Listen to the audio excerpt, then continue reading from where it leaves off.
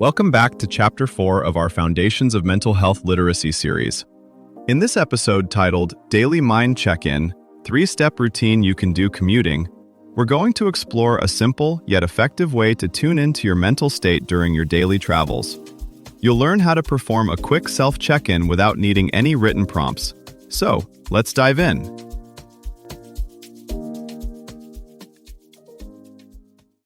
Your commute might be the most powerful mental health tool you're ignoring. In just a few minutes of breathing, naming what you feel, and setting a simple intention, research shows you can calm stress chemistry before you even clock in or walk through your front door. Rushing for the train, inching through traffic, scrolling on the bus, those in-between minutes are usually where stress quietly piles up. Yet neuroscience suggests this is prime real estate for mental maintenance. A tiny window where your brain is shifting gears and is unusually open to new habits.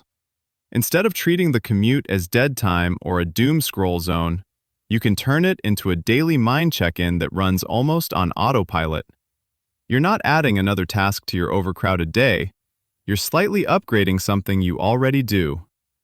Over time, this 3 to 5 minute ritual can become as natural as checking the weather before you leave home. Short, practical, and surprisingly predictive of how the rest of your day will feel, both at work and when you return. That small upgrade matters because stress rarely arrives as a crisis. It seeps in through tiny leaks. An unfinished email, a tense meeting ahead, a crowded train. This is where a brief, structured ritual helps you notice early weather changes in your mood before they become a storm. You're not trying to force positivity or fix every problem while you travel. Think of it more like checking the day's forecast. Is your inner climate cloudy, windy, or clear enough for bigger decisions?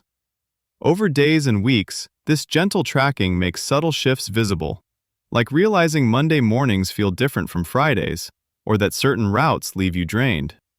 You can think of this 3-step check-in as a compact operating system that runs quietly in the background while the rest of your life stays busy in the foreground. The goal isn't to create a perfect morning or evening. It's to give your brain a consistent script to follow when it would otherwise drift into worry or autopilot. Step 1. Breathing. Keep it practical. 4 slow breaths is enough. What matters now is consistency and portability. Can you do it at a red light without closing your eyes? On a crowded bus without looking odd? Choose a pattern that fits your actual commute. Maybe 1 breath per stoplight or per 2 train stops, so the environment itself nudges you. Over time, those same cues start to signal, this is the moment I reset, even on unusually stressful days. Step 2. Affect labeling. Many people get stuck here because "how do you feel" sounds vague or overwhelming. Shrink the menu. Pick a simple emotion palette of 5 to 7 words you'll use most. For example, calm, tense, worried, flat, irritated, hopeful, tired. During your check-in, you're just sampling from the palette, not searching your soul.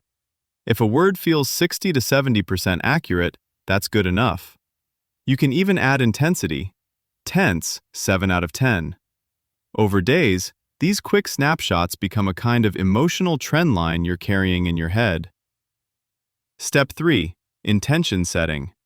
This is not a to-do list.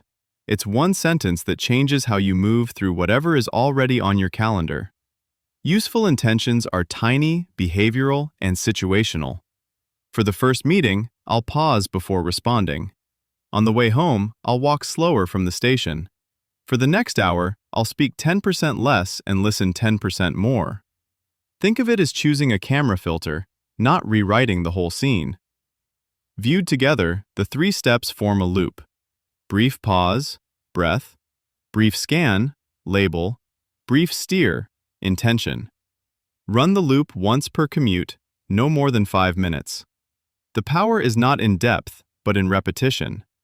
Over weeks, your brain starts to expect this small act of checking in, just as reliably as your body expects breakfast, even on days when life feels anything but routine.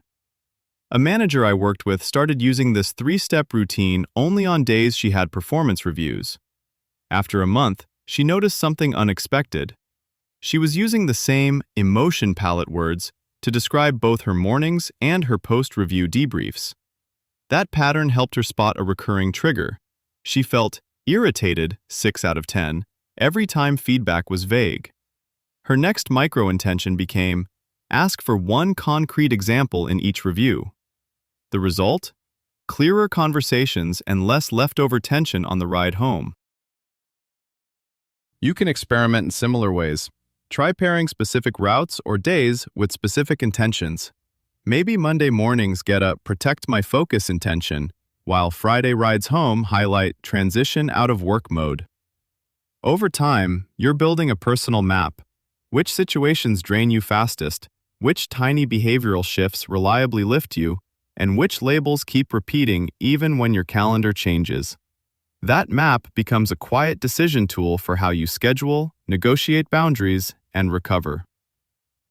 As cars get quieter and trains smoother, those 3 to 5 minutes may become prime real estate for subtle mental tuning. Think of your check-in like a dimmer switch rather than an on-off button. Over time, you'll notice you can nudge your energy up before a tough presentation or down before going home to family. Teams might even sync their own versions, the way runners share training plans, making brief emotional status checks as normal as syncing calendars before a project launch. Over time, this tiny practice can become less like self-care and more like basic hygiene, quietly preventing buildup instead of reacting to crises. Your inner weather report gets clearer. You spot emotional cold fronts earlier, notice rare sunny spells, and learn which conditions help you think, relate, and recover at your best. Your challenge this week: turn one regular trip into a live experiment.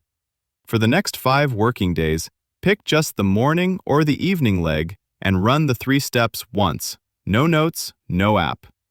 On day 6, ask yourself, what word showed up most? When did I feel even 5% different? Let those answers shape one small change to next week's schedule. This was Owl Up, your daily step forward.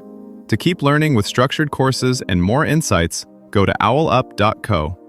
Until tomorrow.